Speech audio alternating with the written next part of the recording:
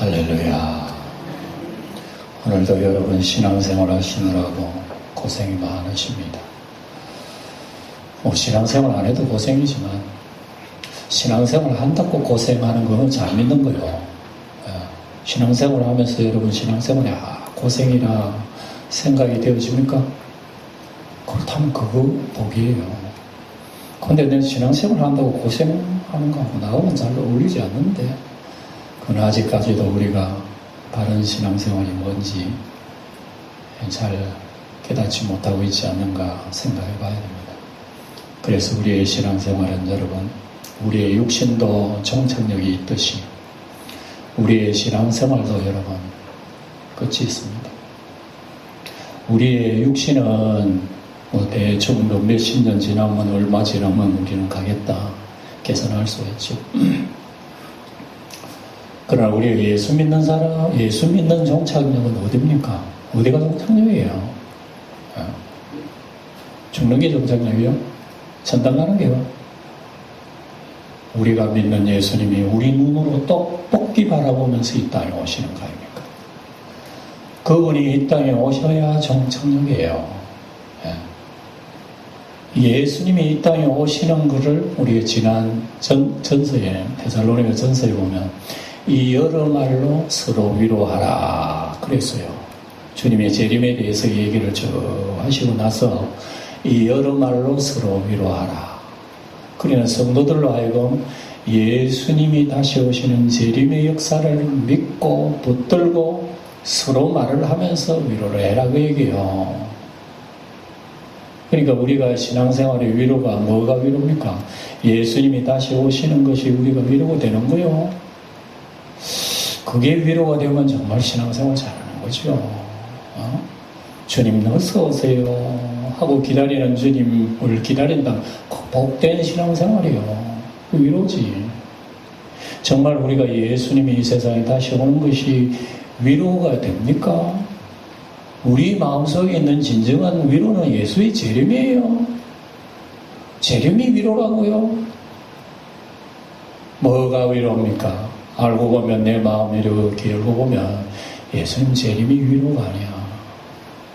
내 마음의 욕망, 육신의 어떤 뜻, 어떤 만족, 세상적인 거, 재물적인 거, 잘 되는 거, 좋은 거, 여러분 그게 위로 아닙니까? 여러분 가정에 사업 잘 되고 돈 잘 벌고 자식 잘 되고 건강하고 그거보다 더 위로되는 게 어디 있어요?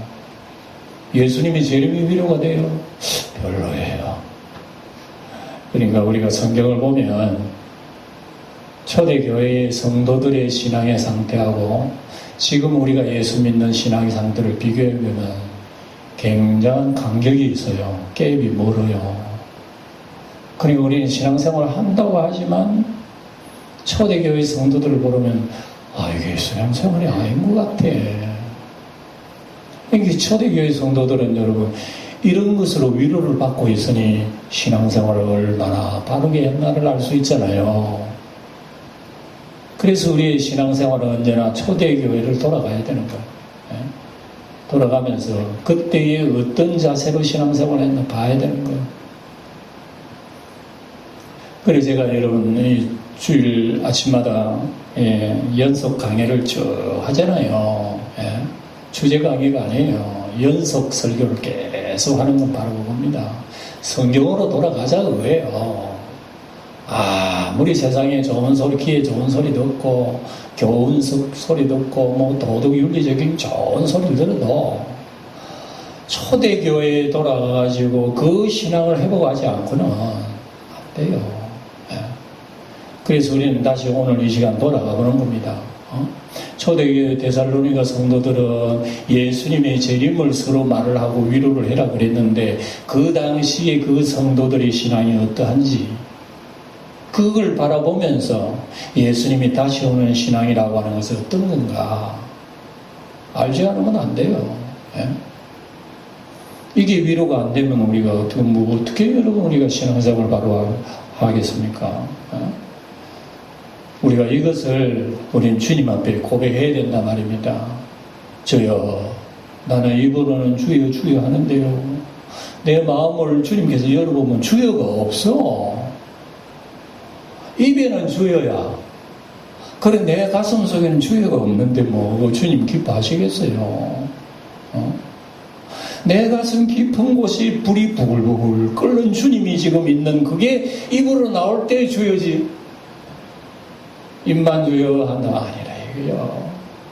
그러니까 오늘 이 말씀을 통해서 저는 참 주님 기도했어요. 주여, 우리 영광교회 성도들 이 말씀을 붙들어, 이 말씀이 마음속으로 붙들어서 정말 이 말씀이 입으로나 생각으로나 말로나 열매를 맺게 해주세요. 오늘 이게 위로가 되어야 되는데요. 우리는 세상 것으로 위로를 삼고 있습니다. 그래서 오늘 데살로니가 교인들이 이런 주님의 재림을 위로를 받는다면은 지금 데살로니가 교인들의 형편을 우리가 짐작하는 거야. 어려움이 많구나. 지금 교인들이 신앙생활 한다고 고생 많이 한다. 지금 두드러 맞고 잡히고 감옥 가고 사람들한테 미움받고 세상에 요래가지고 무슨 예수를 믿겠어요. 예수를. 그러니까 여러분, 우리가 믿음이 없이는 절대로 주님 붙들고 살 수가 없어요. 사람들이 전부 다 나를 따돌리고 세상이 날 미워하고 나를 싫다고 내버리는 이 세상 속에 어떻게 여러분 외롭게 고달프게 예수 따라가겠습니까? 못하잖아요. 못해. 어떻게 합니까 그걸. 그렇게 어려움 당하는 교인들을 지금 위로를 한단 말입니다. 바울 사도가 하는 이 주님으로부터 계시받은 걸로 위로를 해요. 그러니까 교인들이 눈이 떠지는 거예요. 아, 할렐루야. 기다립시다. 형제여, 참읍시다. 곧 주님이 오십니다. 우리는 그때 주님이 오시면은 우리의 받는 고난과는 비교할 수 없는 기쁨이 있을 테니까 좀 참읍시다. 예? 로또 복권이 문제가 아니란 말입니다. 그거 10개, 100개가 있어도 그거는 비교가 안 돼. 이런 기쁨이 있으니 형제 참읍시다. 할렐루야 그러고 보이지 않는 걸 보는 것처럼 하고 주여 하고 있으니 위로가 바로 그 속에 위로가 있다고 해요. 이런 신앙을 우리 찾아야 된단 말이에요. 찾아야 된단 말입니다. 이건 신앙 없이 우리 어째 여러분 주님을 기뻐하며 주님을 사랑하며 교회 나오는 발걸음이 기쁘고 항상 감사하고 기뻐하고 기도하고 이래 할 수 있겠습니까? 그거 없는데. 그거 없으니까 여러분 괴로운 게 억지로 끌려 나오는 거 교회도 가기 싫지만 사람 눈치 봐. 이거도 교회에 가야 되고 이러니까 여러분 이게 고난인 줄 알지만 그건 창피한 일이에요. 그건 고난이 아니란 말입니다. 그러니까 이런 걸 우리가 바로 배우면서 주님의 재림이 정말 내 가슴 속에 기대가 되고 소망이 되고 기쁨이 될 수 있도록 오늘도 이 말씀을 통해 주의 성령이 여러분들을 인도해 주시기를 축원드립니다. 이래야 돼요. 그래서 오늘 보면서 우리 주님의 재림의 역사를 다시 한번 묵상해 봅니다. 우리 지난 시간에도 이 일을 두고 환난받는 너희에게는 환난으로 갚으시고 너희들은 하나님의 영광으로 갚으신다 하면서 세상에 분명히 믿는 자를 박해하는 이 자들이 있어요. 이 자들은 자기들이 최고인 줄 알지만 하나님께서 심판하실 때는 어떻게 되겠는가 말입니다. 극과 극이 되는 거예요.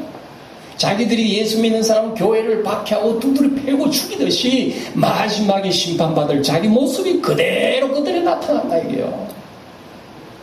그렇게 죽을 고통을 했던 주의 성도들은 하나님의 영광을 받고 교회를 박살내던 그 사람들이 자기가 박살이 나버린 거예요. 이걸 주님께서 지난 시간에 말씀하셨죠.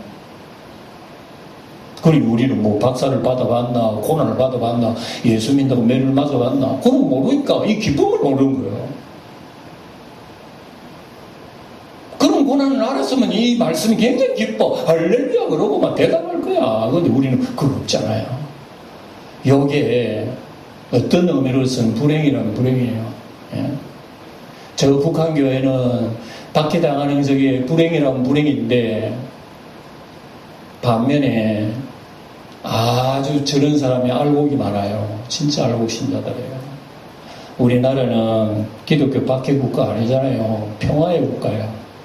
너무너무 종교 자유가 우리나라 같은 나라도 없어.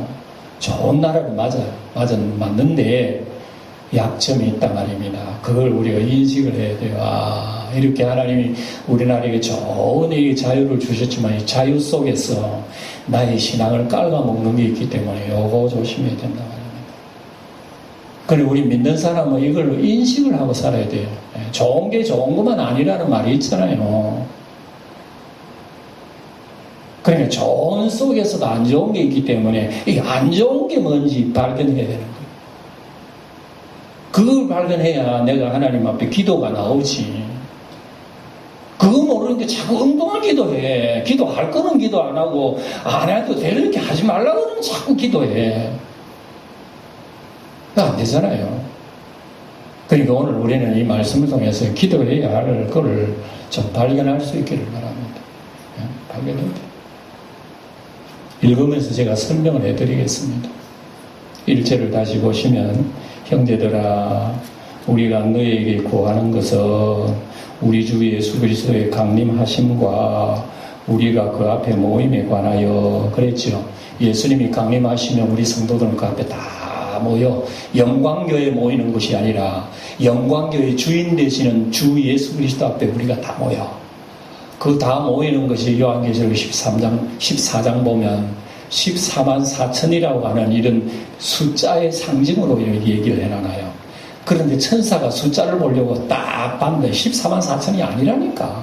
그건 상징이 얘기고 헤아릴 수 없더라라는 말을 해놔놨어요. 그러니까 여러분 세상에 구원받은 사람들이 예수 앞에 모인 그 광경을 사도 요한이 환영으로 본 거예요. 사람이 눈이라고 하는 것은 여러분 제한이 되어 있잖아요.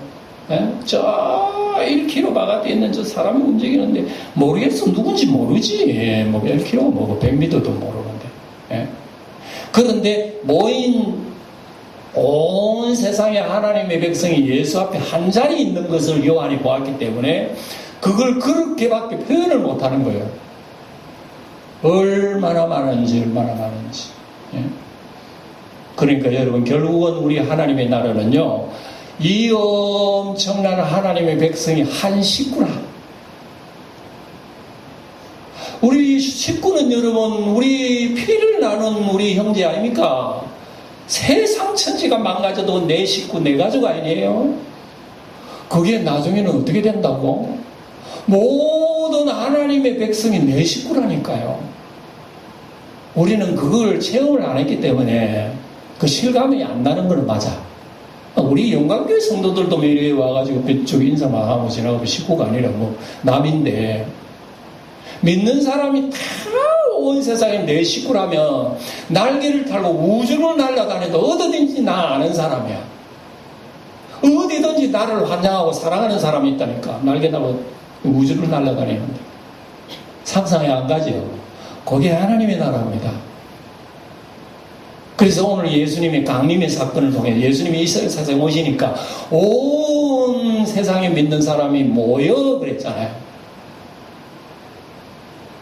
교회라고 하는 성질은 여러분 모이는 성질이에요. 물론 제각각 예수 믿어도 구원받는 건 상관없지만 원래는 예수님 그리스도를 통해 가지고 한 몸을 만드시는 것이 교회예요. 그래서 교회는 자꾸 주일 모이고 수요일도 모이잖아. 그런 우리가 모이는 연습을 잘 해야 됩니다. 말세에 히브리 11장 10장에 보면은 때가 가까울수록 모이기를 피하는 이들의 습관같이 하지 말고 그날이 가까울수록 더욱더 힘쓰라고 얘기하고 있습니다. 그날이 가까울수록 그날이 뭔데? 예수님이 재림하시는 날. 예수님 재림하신 날이 가까울수록 성도들은 모이는 거 자꾸 해라. 이렇게 얘기해요. 근데 오늘날 모이는 것이 너무나 연약해집니다. 참 멀어져요. 젊은 아이들은 교회에 대해 반감을 많이 가지게 되고 거기다가 무슨 전염병 한번 휘게 입으니까 교회는 이제 안 모여도 되는 모양이다. 핸드폰만 보고 예배드리도 예배니까 뭐 이런 사람들이 많습니다.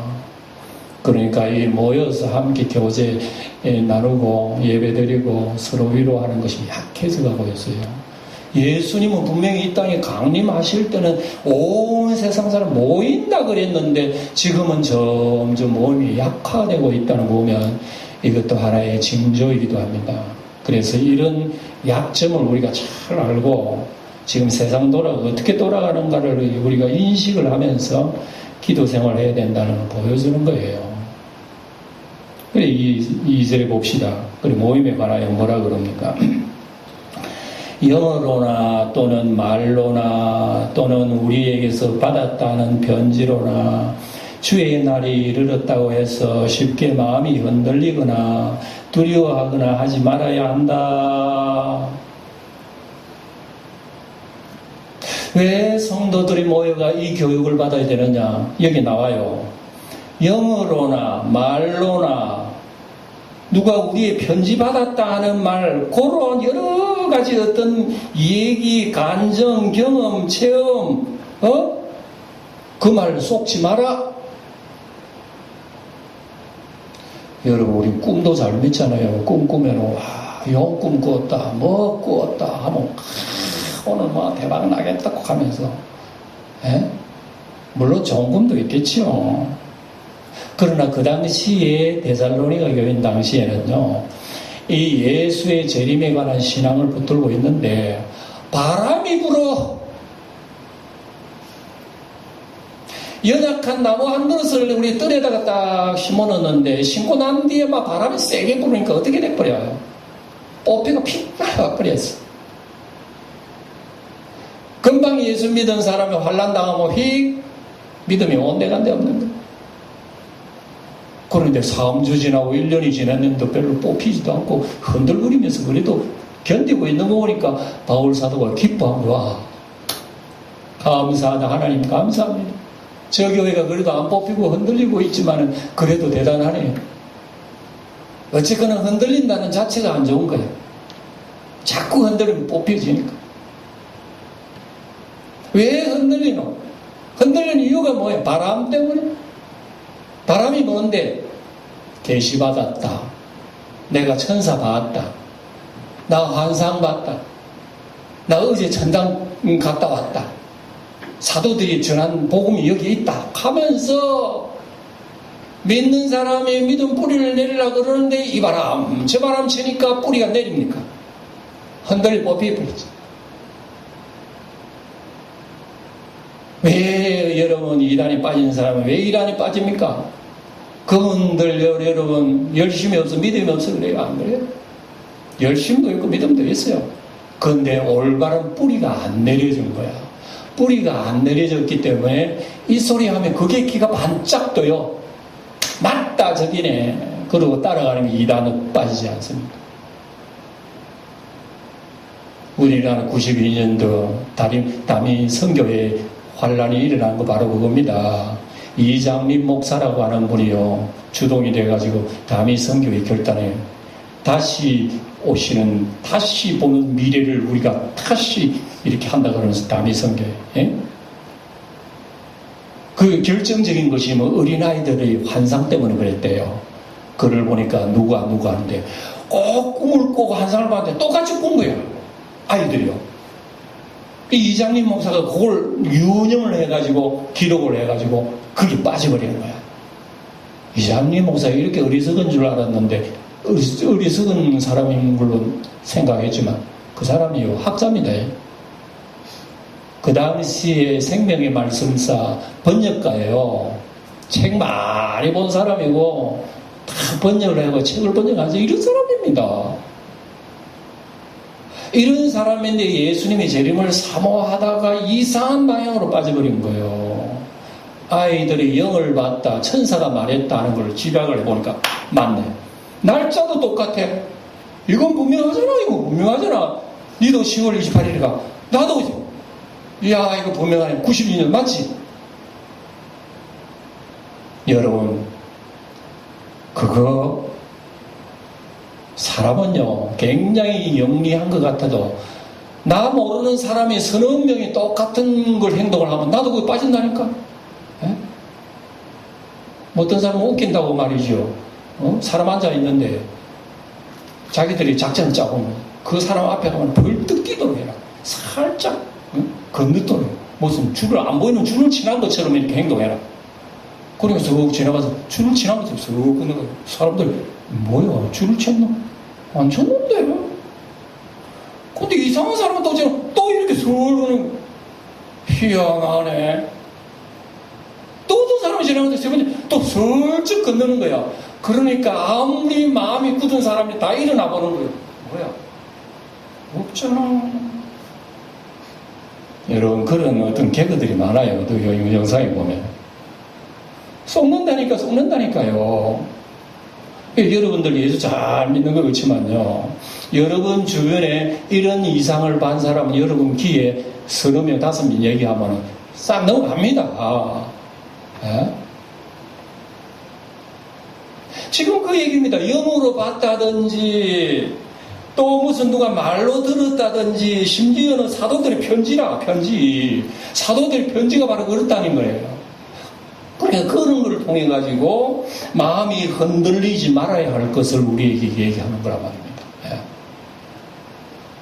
그러니까 여러분 우리가 신앙생활을 하면서 뭘 우리는 중심으로 해서 붙들고 신앙생활을 해야 하는지 압니다. 절대로 이상한 무슨 계시를 내가 봤다든지 어떤 환청을 들었다든지 경험을 했다든지 체험을 했다든지 실경한 어떤 경험을 했다. 요거 믿지 마라. 이상한 이적 기적을 해가지고 말이죠. 이렇게 했다는 것. 사탄 마귀도 이적 기적 다 한다잖아요. 우리의 뿌리는 어디에 둬야 되느냐 그러면 예수 그리스도와의 그의 말씀에 깊이 뿌리 내지 않고 그게 반석 위에 세우지지 않으면 다 무너져 모래 위에 세운 적은 다 흔들린다니까요. 그러니까 성도 여러분 이걸 알아야 됩니다. 그런데 어떤 사람은 그렇게 빠지는 사람도 있지만 빠지거나 말거나 내 몰라나 나는 내대로만 영광교회 다니면 되니까 하는 식으로도 나오는데 빠지는 사람이나 전혀 무관심하는 것도 마찬가지죠. 무관심하면 시험은 안 들겠지. 근데 거기에 대한 인식은 없어요. 기쁨은 없어요. 무관심하면 예수 믿는 게 재미도 없어요. 많은 사람들이 이단에 빠지기도 하지만 많은 사람들 무관심해버려요. 이걸 바로 알고 붙들고 사는 사람은 많지는 않아요. 우리 영광교회 사람, 우리 성도들 이단에 빠지지는 않지만 그렇다고 무관심해서 예수님 재림이고 뭐고 여러분 내버려 두면 안 됩니다. 이것도 하나의 시험거리가 되는 거예요. 그래서 우리의 신앙이라고 하는 것이 바로 이런 것에 흔들리지 않도록 지금 딱 우리에게 일침을 놓고 있다. 그 말씀이에요. 그 다음에 봅시다. 3절에 보니까 뭐라 그러니까 누가 어떻게 하여도 3절을 소리내 읽어봅니다. 시작. 누가 어떻게 하여도 너희가 미혹되지 말라 됐습니다. 누가 어떻게 하여도 너희가 미혹되지 말라. 무슨 소리, 무슨 꿈을, 무슨 환청, 무슨 경험을 했다 하더라도 그 소리 듣지 마. 그래 놓고 다음에 뭐라 그럽니까? 이런 일이 있다. 먼저 이런 일이 있기 때문에 이런 일을 먼저 알아야 됩니다. 먼저 배교하는 일이 있고 저 불법의 사람 멸망의 아들이 나타나기 전에는 그날이 이르지 아니하리라. 여러분 이걸 딱 마음속에 담아두세요. 예수님이 이 세상에 강림하실 때에 이런 일이 나타나지 않는 이상은 강림하지 않는다. 어떤 소리 그 외에 듣지 말아요. 성경을 들어요. 성경을. 그래서 이 시간 제가 말씀드리는 것은 그럼 배교하는 일, 불법의 사람, 멸망의 아들 같은 말이야. 예? 불법자, 멸망자, 멸망의 아들, 불법의 사람, 배교하는 이 사람이 나타나기 전에는 주의 재림이 임하지 않을 것이다. 그래서 이 사람이 어떤 사람인가? 성경은 자세히 하고 얘기하고 있는데 약간 설명을 드립니다. 예수님께서 종말에 예수님 재림에 대해서 예수님 입으로 말씀하셨어요. 마태복음 24장에. 예수님은 예수님 재림에 대해서 어떻게 말씀하셨을까요? 24장에 보면 이런 말씀을 했어요. 그날에 해가 어두워지고 별이 빛을 잃으며 달이 빛을 잃고 별들이 하늘에서 떨어지고 그리고 그날에 모든 세상 사람이 통곡을 한다. 그때에 예수께서 구름을 타고 천사들의 나팔소리와 함께 이 땅에 강림하신다. 주님께서 그렇게 말씀하신 거예요. 그러면서 세상의 모든 성도들을 한자리 모은다. 이렇게 나오죠. 그리고 이 말씀이 오늘 했는 말씀하고 딱 연결되면서 이 말씀이 이제 요한계시록 13장으로 넘어가면 무슨 말로 기록이 되어 있냐면 이렇게 기록되어 있어요. 사도 요한이 환상을 봤는데 바다에서 한 짐승이 나오더라. 짐승이 나오는데 머리가 7개야. 뿔이 10개야. 하늘의 용이 그에게 권세를 준 거예요. 대단한 권세가 이 생긴 게 표범처럼 생기는데 발은 곰발바닥처럼 생겨가지고 강하게 생겼어요. 세상 권세를 다 지배하는 이 짐승이 나오는 거예요. 머리가 7개인데 그 중에 하나가 병이 들어서 죽으려고 했어. 죽다가 이게 살아난 거예요. 세상의 사람들이 그 모습을 보고 하나님이 재림했다는 겁니다. 모두가 다 짐승에게 엎드려 경배합니다. 경배를 하면서 온 세상을 지배하는 짐승 얘기가 자세히 기록되면서 요한이 하는 말이 하나님의 생명책에 기록되지 아니한 모든 사람은 그 짐승에게 경배하더라. 짐승 나오죠. 그리고 난 뒤에 짐승이 또 나와요. 처음에는 바다에서 나왔지만 두 번째 짐승은 땅에서 나와. 땅에서 나오는 짐승을 가만히 보니까 어린 양이라. 어린 양을 가만히 보니까 그 이마에 2가지 뿔이 있는 거야. 근데 어린 양이 말을 하는 거 들어보니까 생긴 거는 어린 양인데 말은 용처럼 하는 거야. 이야, 끝으로 보면 훌륭한 목사님이라. 그런데 저 목사님 말하는 거 용처럼 하는 거야. 아주 사납게 얘기하고 아주 무섭게 얘기하는 거야. 그러면서 모습은 목사님이야. 양이야, 양. 그러면서 그 짐승이 나와가지고 앞에 나온 짐승을 우상을 만드는 거야. 우상을 만들어가지고 모든 세상 사람들에게 우상에게 경배하도록 이 짐승이 만드는 거야. 근데 이 우상은 이상하게 말을 하는 거야. 말을.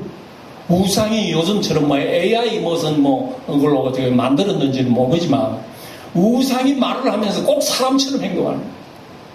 그러니까 온 세상 사람들 그 앞에서 절하고 경배하고 그러는데 짐승이 뻘떡 일어나가지고 세상에 나를 경배하지 않았고 예수 믿는 사람 박살내는 얘기가 요한계시록 13장에 기록되어 있어요. 그리고 모든 경배하는 사람의 이마에 오른팔에다가 나의 정글하고 666이라고 하는 짐승표를 전부 다 마크를 제작을 하는 거예요. 그리고 666이 마크를 가지고 있는 사람은 경제활동을 못해. 카드 가지고 무슨 물건 살 수도 없어. 온갖 것 다 못하도록 제한시켜가지고 죽도록 만들어버리는 거예요. 네?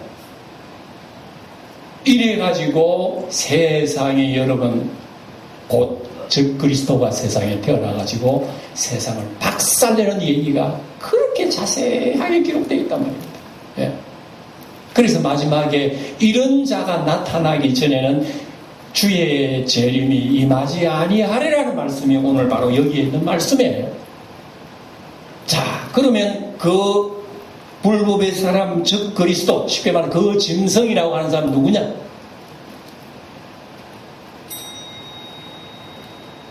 잘 들으세요. 여러분 잘 들으려고 얘기해야 이거는 그냥 듣고 무슨 뭐 누구 연설하듯이 들을 때도 안 들을 때 그런 얘기 아니라니까요. 이거 담아둬요. 왜냐 그러면 여러분 이 사람이 등장하기 전에는 주의 재림이 임하지 않는다 그랬으니까 그러면 이 사람이 언제 등장했는고? 그럼 이미 등장했나? 그럼 언제 등장했는가? 그 얘기를 하는 거예요 지금. 네. 그래서 봅시다. 이런 불법자가 등장을 하는데 언제 등장하는지 한번 살펴봅시다. 등장하는데 7절을 여러분 보세요. 언제 등장하는지 봅시다. 네, 이거 아주 중요하기 때문에 얘기하면 7절을 보면 뭐라고 나오면 불법의 비밀이 이미 활동하였으나 지금은 그것을 막는 자가 있어 그 중에 옮겨질 때까지 하리라. 그때에 불법한 자가 나타나리니 주 예수께서 그 입의 기운으로 그를 죽이시고 강림하여 나타나심으로 패하시리라. 자, 저기 보세요. 이 말씀 설명하겠습니다. 지난주인가 우리 74년도 엑스폴로 73 미국에 우리 목사님이 와가지고 우리나라 여의도에서 수백만 명 모이고 집회를 했잖아요. 그때 대한민국에 불붙어버린 거야. 이제 50년이 지난 지금 50년째라고 해서 다시 돌아가자. 그 길로 돌아가자 해서 이번에 뭐 서울 무슨 체육관인가 거기 기념 열렸더라고요. 기념 그 집회 하기 전에 먼저 성가대 나와서 뭐 춤추기도 하고 뭐 노래도 부르기도 하고 행사도 하기도 그 하기 전에 이미 그 목사님이 등장하기 전에 이미 나와가지고 준비를 다 해요. 준비를 하면서 막 그냥 그 분위기를 다 만들어. 그리고 난 뒤에 맨 나중에 그 목사님 딱 서서 하나님 말씀 전하고 여러분 축제를 마친 거예요. 그 축제뿐만 아니죠. 모든 축제할 때는 보면 본 메인 사람, 우리 영주 같으면 영주에 무슨 축제 한다 그러면 앞에 행사 먼저 하고 난 뒤에 영주시장이 딱 나와가지고 축하합니다 메시지 딱 보내고 뭐 그리고 마치잖아요. 그걸 생각하면 저 그리스도가 이미 활동하였다는 것이 2000년 전이에요. 2000년 전에 이미 활동하였다 그러니까 저 그리스도가 지금 등장하는 무대는 펼쳐졌다는 겁니다. 펼쳐지면서 수많은 행사들이 해왔다는 겁니다. 그러면서 마지막에 그리스도가 딱 서서 마지막을 마친다는 거예요. 그러니까 2000년 전에 이제 지금 무대는 펼쳐지고 행사는 계속 이어지는 거예요. 그리고 나타나야 할 그 사람은 아직은 나타나지 않는데 이미 이 사람의 그림자는 역사에 다 나타났다는 얘기예요. 그 얘기는 뭐냐 그러면 이미 저 그리스도의 모습은 세상의 수많은 사람들로 통해서 나타났다. 우리나라도 이런 그림자를 가진 사람이 얼마나 많아요. 자기가 하나님이라 그러는 안상홍. 예수님은 실패해서 내가 평화를 만들어 문선명. 성부와 성자 잘하셨다. 내가 성령이 되어서 14만 4천을 구원한다. 이만희. 예수님의 생수는 엉터리야. 내 발 씻은 물을 먹어. 전도관에 박태선. 여러분 우리나라 사람도 생생하게 자기가 하나님이라는 사람 얼마나 많아요. 이거는 성경이 얘기하는 즉 그리스도의 하나의 그림자 형상이라고 오늘 얘기하는 거예요.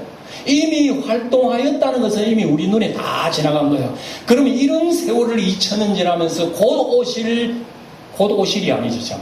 곧 올 불법의 사람이 우리 눈에 지금 나타나기 직전에 놓여 있다는 것을 우리에게 얘기하는 거예요. 자, 이러면서 세상은 지금 어떤 식으로 돌아가는지 말이에요. 틀림없이 막강한 파워를 가진 사람이 나타나서 이 세상의 교회를 박살내버리는 내용이 요한계시록 13장. 박살내면서 그간의 예수의 강림이 이루어진다는 말씀을 가르쳐주고 있는 거예요. 그간에, 바로 그 순간에 강림이 이루어지면서 우리 주님 만나고 세상은 불법자의 심판을 받게 된다. 바로 그 얘기입니다.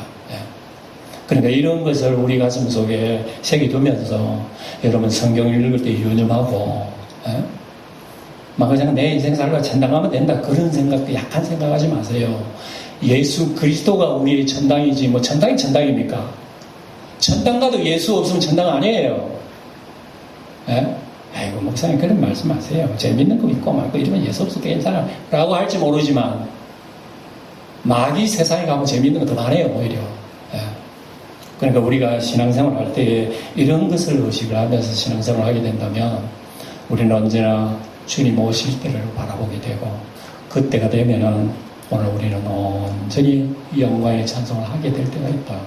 그래서 데살로니가 교인들은 이런 어려움 속에 이런 것을 서로 위로를 받았구나. 우리는 이런 어려움이 없지만 마음속에 즉 그리스도의 그림자는 우리 속에도 있다니까. 이게 뭔지 아세요? 육신의 정욕이요, 안목의 정욕이요, 이생의 자랑이란 말입니다. 이것들이 우리를 혼란케 하고 내 믿음을 흔들거리게 만든단 말이에요. 이런 것들이. 그럼 우리가 말씀에 굳게 쓰고 주님 뿌리에 우리는 막히면 이런 바람 속에도 흔들리지 않는다는 거 꼭 기억하시고 한 주일 내내 오늘 여러분들에게 말씀드렸던 이 말씀을 집에 돌아가시거들랑 한번 읽어보십시오. 데살로니가 전후서를 한번 읽어보시고 우리가 다시 한번 주님 앞에 신앙을 굳게 해서 영광 받고 영광 돌리시는 우리 성도 여러분들이 다 되시기를 축원합니다. 기도하겠습니다.